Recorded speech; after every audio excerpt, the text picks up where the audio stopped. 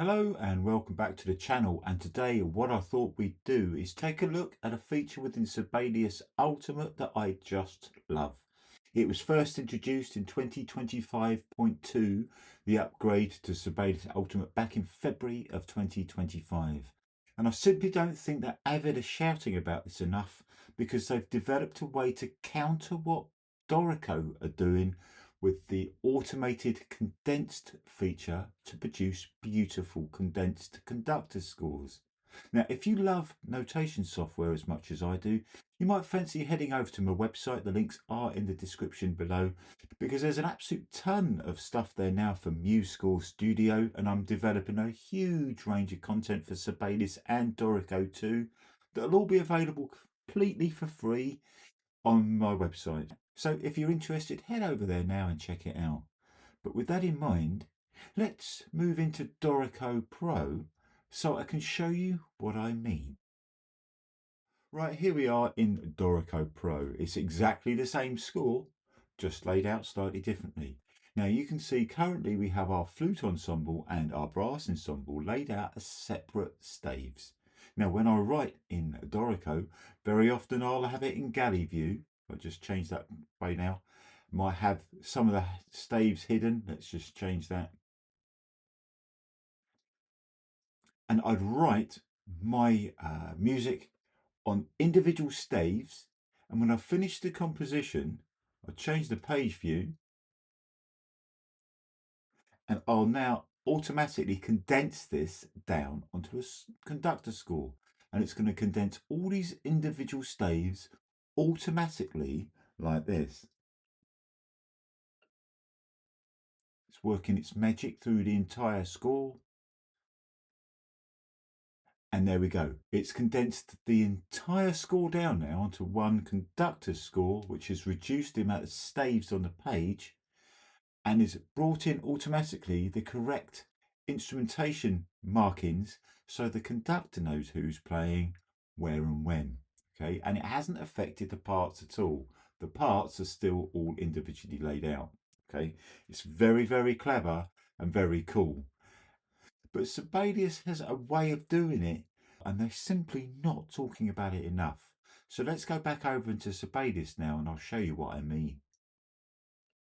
Right, here we are back over in Sibelius. Now, what I'm talking about is the way that Sibelius now does this the other way around. In fact, Sibelius gives you two ways to do it. You can write, if I just change the view here so it makes more sense how we had it laid out in Dorico, if I was going to write my music. Here we are in continuous view. Now, in Sibelius, you could add staves for flutes 1 and flutes 2, and then a flutes 1 and 2 stave.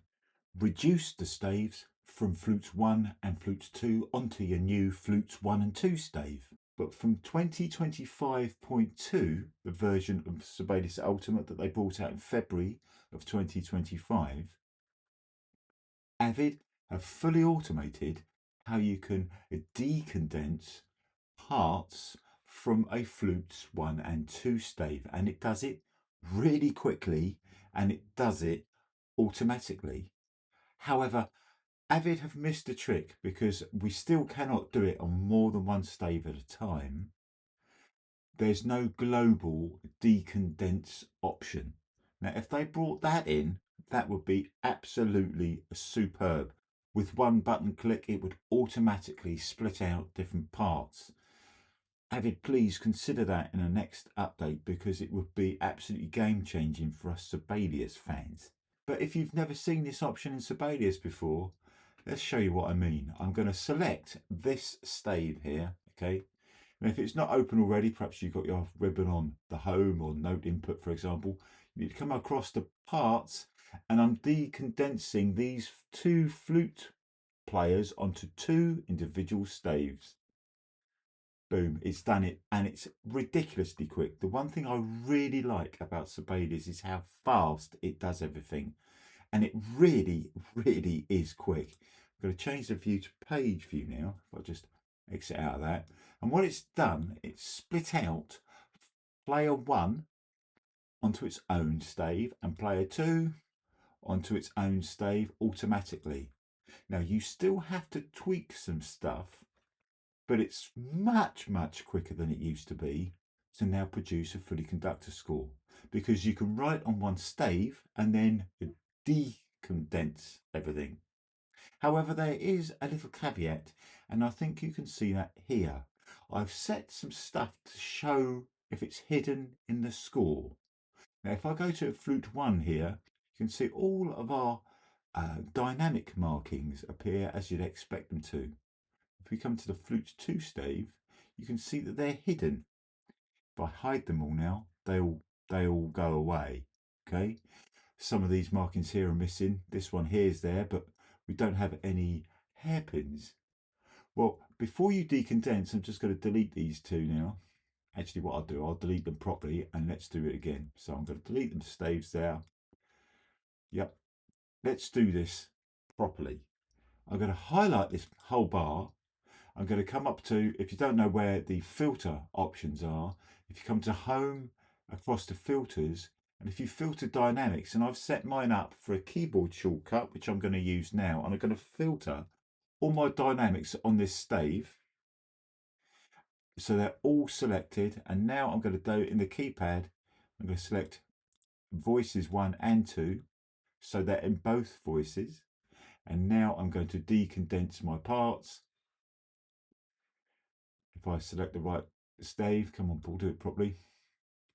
Right, there we go. And if I go into player 2, all the dynamics are there.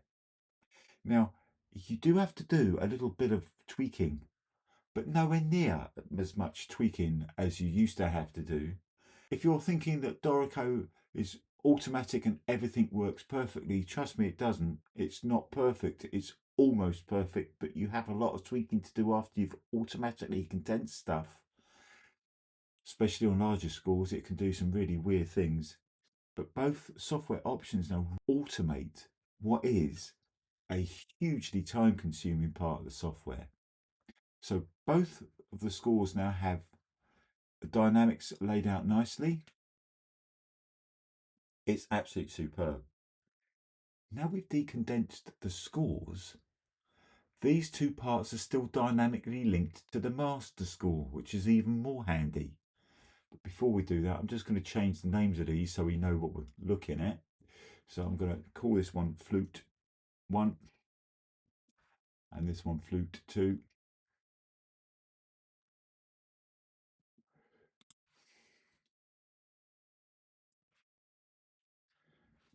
Like that, so we know that we got our parts all labelled out nicely. Okay, if I go back into the master score now, and on this bar here, for example, I'm going to write some more music. So I'm just going to open up the keypad. Okay, I'm going to write into voice 1 first. I'm just going to do something silly. Let's take that note out. Won't use the right time signature or the notation for time signatures. I'm just going to write some music and you see what I mean. Okay, that's going into voice 1, and now I'm going to do exactly the same into voice 2, but I'm going to change the rhythms maybe.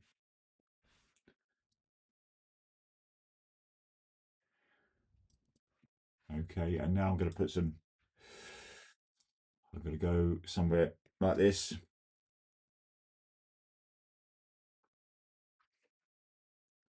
Okay, so we've done a bit of writing there.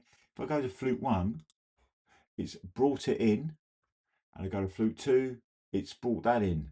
But because I selected flute 2 or voice 2 to put the dynamics in, we just have to make sure that they're in voices 1 and 2, and it'll appear now in both voices. Okay, so if you write in the master score after you've decondensed everything, just make sure that you tweak the voices that the dynamics appear in, so everything appears where it should do. The only other thing you've really got to do then is lay out the score how you'd like it. And in future videos, we'll be looking at that because there's some really cool features in Sibelius that help you do that. And hide text that you don't really need now. For example, these are 2 markings. You don't need them in the individual score. So you just hide those with a keyboard shortcut. So they're all hidden. Boom, they've gone. And we'll do the same with the other flute stave. Okay, so everything is separated at the press of a button. It won't lay these scores out beautifully automatically yet. I'll be showing you how to tweak these so globally your parts look really lovely uh, all at the same time. That can be very, very handy indeed too. But Sibelius really are not shouting about this feature enough. And with the ability to automatically, if Sibelius could work their magic on making the software detect when dynamics are in the score, regardless of voice, show them in both parts. I think it would make more sense if it did that. And then in individual parts, you could hide them if you wanted to. I think it would probably make more sense to bring all the dynamics in as it does in voice one, especially with our two passages. It kind of makes sense if the software knows that both players are playing at the same time. Bring in the dynamics for both players. I think that makes complete sense. And if we could decondense every part instantly, that would just be brilliant. It would be a really, really lovely way to counter what Dorico have done with their condensing feature. I think Avid have been quite clever. They've come to it from exactly the opposite way round to solve the same problem. They just need to tweak it slightly so it works on a global level, and this would just save so much time. Now, if you want to know if you're on a different version of Sibelius, older than 2025.2, this feature doesn't exist in your version of the software. So if you'd like to know how to do a conductor score from individual staves, how to condense them down, let me know in the comments below and I'll show you a video on that. But this decondensing feature is absolutely superb. And if you're on later versions of Sibelius, I highly recommend that you check it out. So with that in mind, thanks for watching. Do let me know what you think below. And I'll see you again soon for the next one.